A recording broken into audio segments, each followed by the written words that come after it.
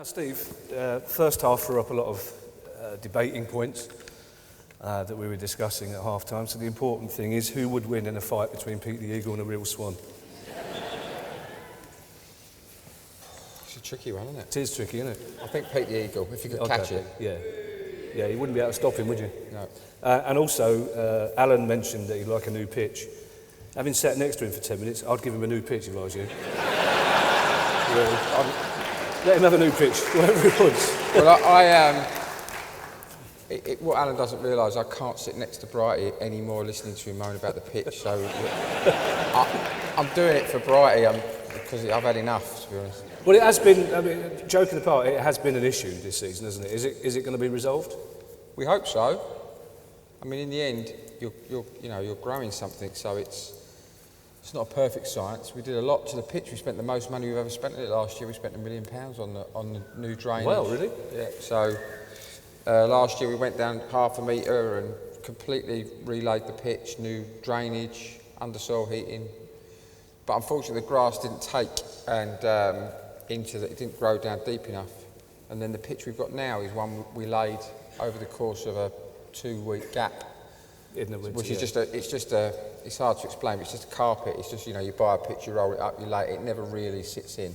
It's much better than what we had before. What we had before was borderline dangerous, I think. Really? Yeah, I think people that would have gone to every game would have seen some huge divots, and because it never really grew in, the top of the grass just wasn't bound to the undersoil. So I think we're going to do Deso because it just makes it easier. You've got the plastic pegs that go down, and it binds it all together, so we'll do that in a closed season.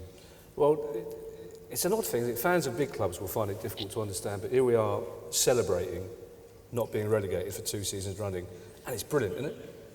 Yeah, it is brilliant. I think, of course it is. It's fantastic, but I don't think it's somewhere we shouldn't be.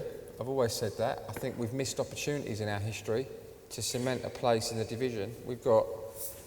We've definitely got problems and things we've got to overcome with facilities and underinvestment and all that kind of thing, but we've got a lot of really positive ingredients, a lot of things that I look at for this football club, catchment area and the relative ease it is to attract players to a London-based club, all of those kind of things that mean that we should have cemented our place in here a long time ago. So we do want people to start looking upwards without getting carried away. I think we want to, because really, we're here largely, we've got a group of players that in the time that I've been at the club have just been exceptional.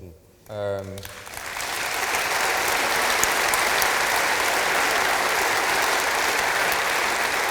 I don't just mean the things that the fans see, how they perform, but you've seen it this year. There's nothing between 10 or 15 sides in the division now. Really nothing. I mean, Hull looking very precarious at the moment, but they came to Sellers Park the other day, and they were very, very good. Maybe we weren't quite at our best, but if you're not quite at your best, you'll get beaten by anybody in this division. So the group of players that we've had in an environment where maybe nobody but them at times believed. That's why they're so exceptional, and characters that actually care about the football club. And I don't think that's as common possibly as it should be. So, and they've certainly, the hardcore of our players have helped me personally through learning about the game, trying to do the right thing for the football club, and have always held it together, together with Keith and the staff that we've got when we've had tough times. So we've got this chance, we've got this platform, and we've just got to try and build on it. And I think we're in the best possible position we could be. The right person running the training ground, in the manager, the right people at the top of the club with the right intentions towards the club, the best fans in the country, without a shadow of a doubt. So,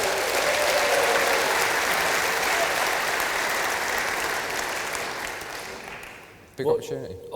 On that note, as part of the FYP Fanzine podcast that we do, we asked people to tweet questions in. And the one I've picked is about ambition. Basically, this question says, when are we going to show some real ambition and buy ourselves a referee like the big clubs do?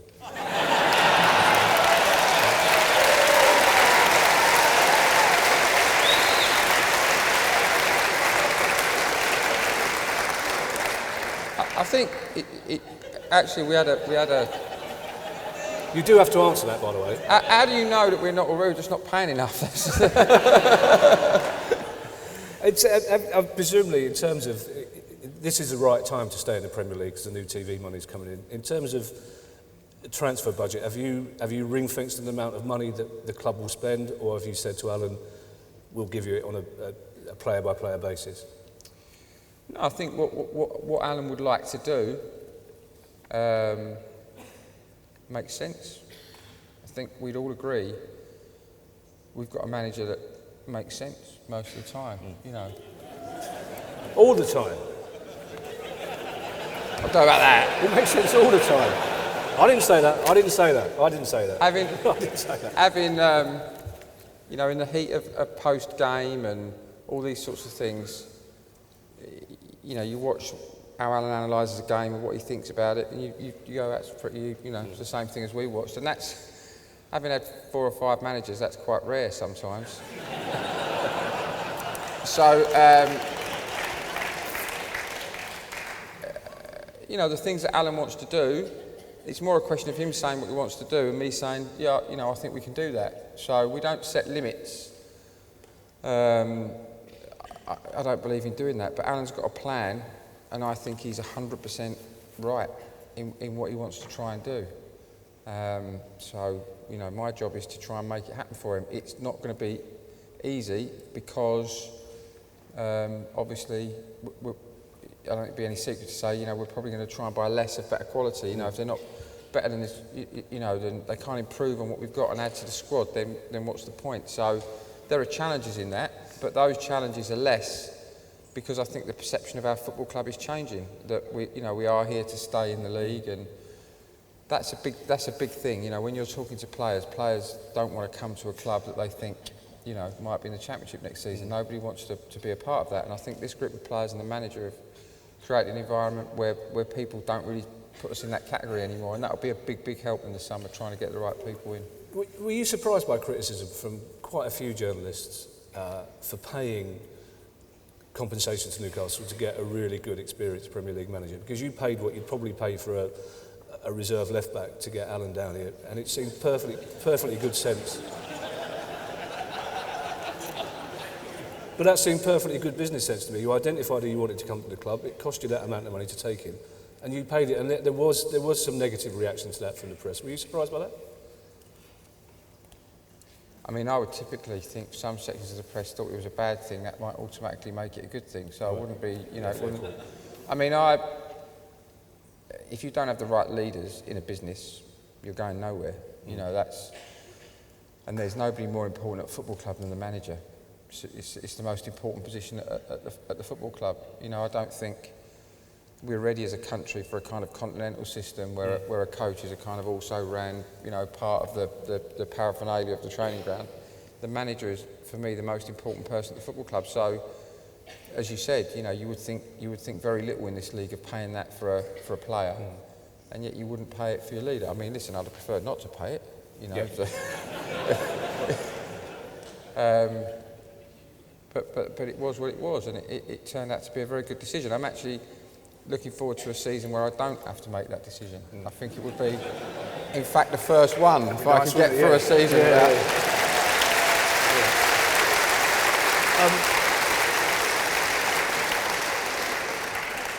Obviously, the other big thing we have to reveal tonight is the kit. Before we do that, because Terry's given me that signal, I hope it's that signal. One of the issues that's been talked about all season, the takeover seems to have been downgraded to looking for extra investment. So what's the latest state of play on a takeover, extra investment, new money coming in? Well, it's probably a bit further away than it was, possibly.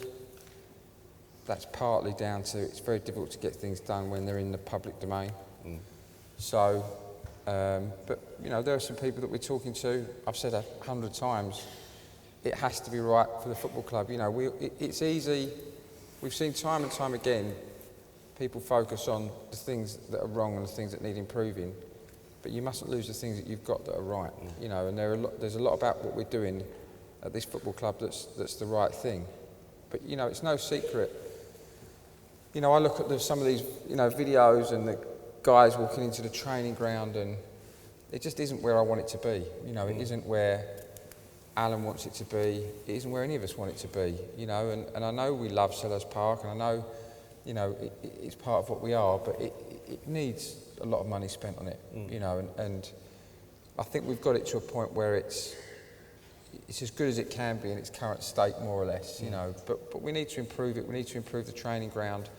And there are big challenges with that. You know, every piece of land that we try and approach for an inner city training ground, even though it's Greenbelt land or Metropolitan Open land, everybody thinks they can get planning permission for 100 houses. So, you know, they see the Premier League money, they think we're going to pay crazy money for the land. So, with an inner city location, it's very difficult. And outside money, a longer tail of investors prepared to put in more money would accelerate that. And because the first and most important thing is the squad. You know, we can't divert money away from that and then run the risk. You know, we need to keep going forwards on the playing side and have extra funding to do that stuff. But they've got to be the right people, and hopefully people have learnt by now to trust the four of us that the decisions that we make are not about us, they're about the right thing for the football club. Because I would just say, you know, we've had some really good previous owners, but I think they've all had that moment where they could have made, you know, it's an intoxicating thing running a football club.